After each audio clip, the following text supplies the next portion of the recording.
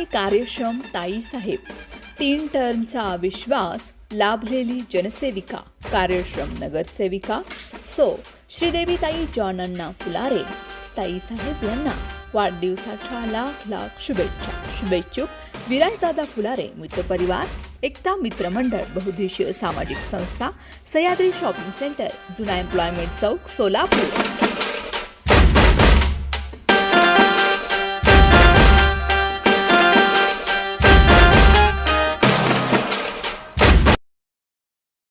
पालिकेमधील विनायक कोंडाल महापौर तर ज्ञानेश्वरी देवकर उपमहापौर यांच्या निवडीची आता फक्त औपचारिक जी घोषणा आहे ती बाकी आहे. त्यानंतर आता स्थायी समिती सभापती पदासाठी चढाओढ ही सुरू झाली.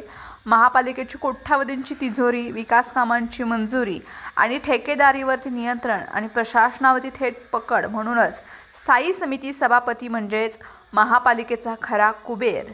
महापौर केवळ चेहरा तर स्थायी समिती सभापती सत्तेचा कणा असल्यानं या पदासाठी शुक्रवारनंतर सत्तेच्या साठमारीचा खेळ हा पाहावयास मिळणार आहे. स्थायी समिती सभापती पदासाठी शहरात उघड लॉबिंग सुरू झालं आहे. इच्छुकांसाठी पक्षश्रेष्ठीचे दरवाजे हे झिजवले जात आहेत. फोनाफोनी, बैठका तसंच गटसंख्याची गणित सुरू आहेत. निष्ठा ही महत्त्वाची की ताकद हा प्रश्न पुन्हा ऐरणीवर आलाय.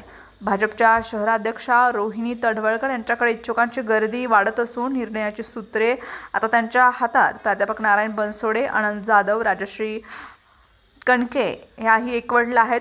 स्थायी समिती सभापती पदासाठी प्राध्यापक नारायण बनसोडे, राजश्री कणके यांची नावं चर्चेत असली तरी राजकीय वर्तुळात खऱ्या अर्थानं वजनदार नाव म्हणून अनंत जाधव पुढे येत आहेत. महापौर पदाच्या शर्यतीमध्ये राहिलेले मराठा समाजामधील ठळक चेहरा होता. मात्र महापौर पद न मिळाल्यामुळे स्थायी समितीवर त्यांची वर्णी लागेल अशी महापालिकेच्या राजकीय वर्तुळामध्ये जोरदार चर्चा आहे. महापालिकेचा खरा राजा कोण हे ठरवणारी लढाई आता सुरू झाली. कुबेर खुर्ची कोणाच्या हातात जाणार आणि तिजोरीवरती नेमकी कोणाची पकड बसणार याकडे संपूर्ण शहराचं लक्ष लागलंय. आमदार विजयकुमार देशमुख गटानं टाकला डाव. महापौर पद आमदार देवेंद्र कोठे गटाकडे गेल्या तर उपमहापौर पद हे आमदार सुभाष देशमुख गटाकडे पोहोचले. मात्र आमदार विजयकुमार देशमुख गट या 2 प्रमुख खुर्च्यांपासून दूर राहिलाय. त्यामुळे आता या गटानं थेट स्थायी समितीवरती लक्ष केंद्रित करत सत्तेचा लोलक आपल्या बाजूने झुकवण्याचा डाव हा टाकला आहे.